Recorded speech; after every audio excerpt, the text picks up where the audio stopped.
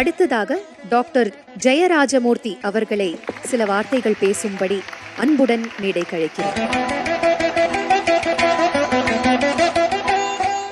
அப்பா பேர் ஜெயராமன், என்னுடைய பேர் ராஜமூர்த்தி.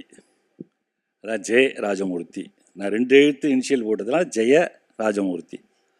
உயர்வர உயர்நலம் உடையவன் எவனவன், மயர்வரு மதிநலம் அருளினன் எவரவன், அயர்வரு அமரர்கள் அதிபதி எவனவன், துயரரு சுடரடி தொழுதனன் மனனே. நம்மாழ்வாருடைய பாசுரம் அது. பள்ளிக்கூடத்தில் படித்தது. 7ஆம் வகுப்பு படிக்கும்போது எனக்கு சொல்லிக் கொடுத்தாரு.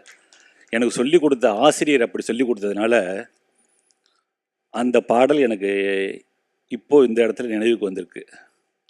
ஒரு அருமையான இந்த நிகழ்விற்கு என்னுடைய அருமை தம்பி வெங்கடேஷ் அவர்கள் என்னை அழைத்திருக்கிறார்கள். ஒரு மிகப்பெரிய ஒரு பேராக இதை நான் கருதுகிறேன். நானும் ஒரு கவிஞன், நானும் ஒரு பேச்சாளர், தமிழ் இலக்கியத்தை பேசக்கூடியவன். அந்த வகையில் எனக்கும் அவருக்கும் ஒரு ஒற்றுமை உண்டு. அவர் வைணவத்திலே ரொம்ப ஊறியவர். ஆழ்வார்கள் பாசுரங்களிலே மிகவும் ஊறி போய் தினமும் எதையாவது பேசிக்கொண்டே இருப்பார். யூடியூபில் அதை செய்து கொண்டே இருப்பார். ஒரு பக்கம் அரசாங்க பணி செய்வது என்பது வேறு. நம்முடைய பணி, இப்போ நானும் டாக்டர் தான், மருத்துவர் தான். ஆனாலும் கூட இலக்கிய கூட்டங்களிலே, ஆன்மீக கூட்டங்களிலே சென்று கலந்து கொள்வது போல தம்பி வெங்கடேஷ் அவர்களும் அவர் கொடவாசலிலே பணியாற்றிய பொழுது, கொடவாசல் கூட ஒரு பேர் பெற்ற ஊருங்க. நிறைய பார்த்திங்கன்னா அந்த ஏரியாவில் தான் 108 திவ்ய தேசங்களில் திருச்சேரை, இந்த திருக்கண்ணமங்கை, இதெல்லாம் அந்த ஏரியாவில் தான் அதிகமாக இருக்குது. எங்கள் ஏரியாவில் 108 திவ்ய தேசங்கள், அதாவது ஆழ்வார்களால் மங்களாசாசனம் செய்யப்பட்ட அந்த புண்ணிய இடங்கள்லாம். அது என்னுடைய ஊர் இருக்குது, திருவெண்காடு என்னுடைய ஊர். திருக்குறையலூர் என்று சொல்லக்கூடிய ஊர்லேருந்து 3-4 கிலோமீட்டர் தான். பரகாலன் என்று சொல்லக்கூடிய, கலியன் என்று சொல்லக்கூடிய, ஆளிநாடன் என்று சொல்லக்கூடிய, திருமங்கை மன்னன் என்று அழைக்கப்பட்டு திருமங்கை ஆழ்வாராக மாறிய, குலம் தரும் செல்வம் தந்திடும் அடியார் படு துயரின ஆயின எல்லாம் நிரந்தரம் செய்யும் நீல் விசும்பு அருளும் பெற்றதாயினும் ஆயின செய்யும் நலம் தரும் சொல்லை நான் கண்டு கொண்டேன் நாராயணா எனும் நாமம்னு ஒரு பாடல், ஒரு பாசுரம் திருமங்கை ஆழ்வார் சொன்னது. எங்கள் ஊருக்கு பக்கத்தில் உள்ளவர். அதனால் அந்த வாசனை எனக்கும் உண்டு. அந்த வகையில் இன்றைக்கு இந்த தம்பி, அருமை தம்பி வெங்கடேஷ் அவர்கள் விஷ்ணு சகஸ்ரநாமம், லலிதா சகஸ்ரநாமம்னு அங்கே உண்டு பெண்களுக்கு தனியாக.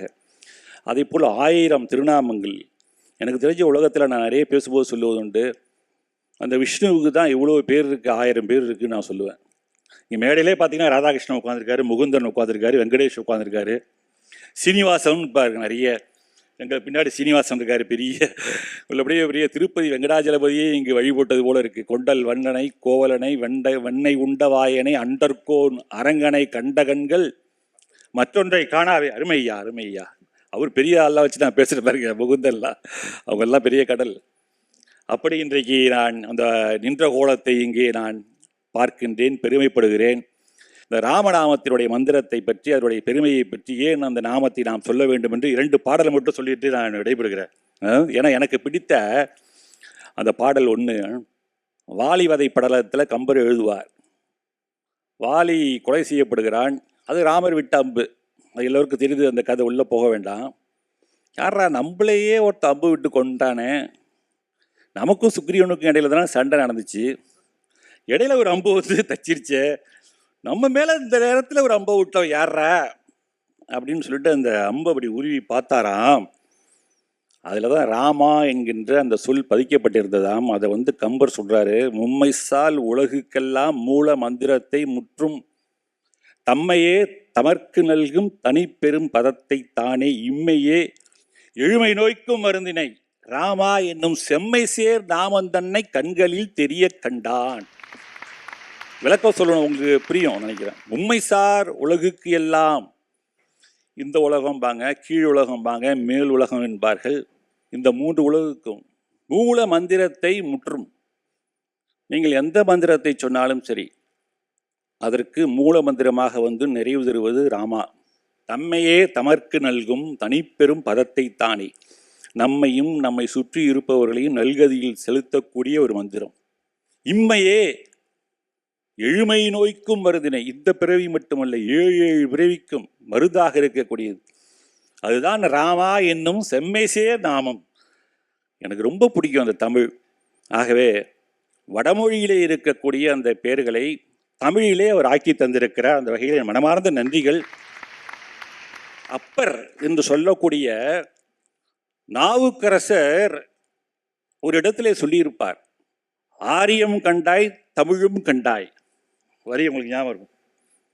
ஆரியம் வேறல்ல, தமிழ் வேறல்ல, இரண்டுமே இறைவனை சென்று அடையக்கூடிய நிலையை நமக்கு தருவது என்று அப்பர் ஒரு இடத்திலே சொல்லுவார். இன்னொரு இடத்திலே சொல்லுவார்கள், எதற்குன்னா சமஸ்கிருதம் தமிழ் ஒரு சர்ச்சை உண்டாகி கொண்டே இருக்கிறது. நான் சொல்ல வர்றது அதான். சிவபெருமானுடைய உடுக்கையிலே ஒரு பக்கத்திலிருந்து சமஸ்கிருதம் வந்ததாகவும் இன்னொரு பக்கத்திலிருந்து தமிழ் வந்ததாகவும் சொல்லுபவர்கள் உண்டு. அந்த வகையிலே தமிழ் சமஸ்கிருதம் இரண்டுமே ஒவ்வொரு வகையிலே மேம்பட்டதை, நாம் போற்றக்கூடியவை. அந்த சமஸ்கிருதம், நான் சமஸ்கிருதத்தில் எனக்கு புலமையெல்லாம் கிடையாது. உவே வெங்கடேஷை கேட்ட நிறைய சந்தேகங்கள்லாம் அவரு தெளிவுபடுத்துவார். அடியார்கள் குழாம், அடியார்களோடு சேர்ந்து இருப்பது தான் ஒரு இன்பம், கூட்டு பிரார்த்தனை பலன் தரும்.